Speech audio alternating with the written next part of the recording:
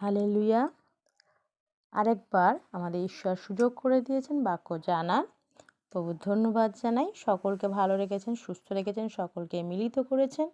প্রভুর ধন্যবাদ জানাই। আজ আমরা মথির 7:6 জানব। পবিত্র বস্তু কুকুরদিগকে দিও না, এবং তোমাদের মুক্ত শূকরদিগের সম্মুখে ফেলিও না, পাছে তাহারা পা দিয়া তাহা দলায় এবং ফিরিয়া তোমাদিগকে ফাড়িয়া ফেলে। আমেন। এখানে প্রভু বলেছেন কোনো পবিত্র বস্তু অর্থাৎ পবিত্র ঈশ্বরের বাক্য বলছেন। এখানে বলছেন কুকুরদিগকে দিও না, অর্থাৎ যারা লোভী, ভণ্ড, মাতাল, নেশাগ্রস্ত মানুষ, তাদেরকে ঈশ্বর বুঝিয়েছেন।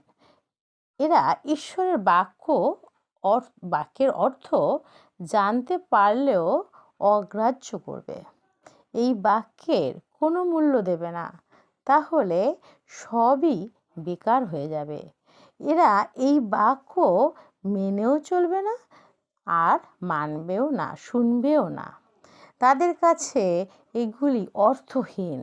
তাই প্রভু বলছেন কুকুরদিগকে দিও না, শূকরদিগকে কাছে তোমাদের মুক্ত ছুঁড়ো না, তাহলে সে তা পায়ের তলায় মারিবে, নষ্ট করিবে। অর্থাৎ যারা জেদি, অহংকারী, তাদের কাছে যখন ঈশ্বরের বাক্য পৌঁছবে, যখন আত্মিক শিক্ষা পৌঁছবে তাদের কাছে, তখন তারা সেই শিক্ষা নেবে না, উপরন্তু এই বাক্য নিয়ে অট্ট তামাশা করবে।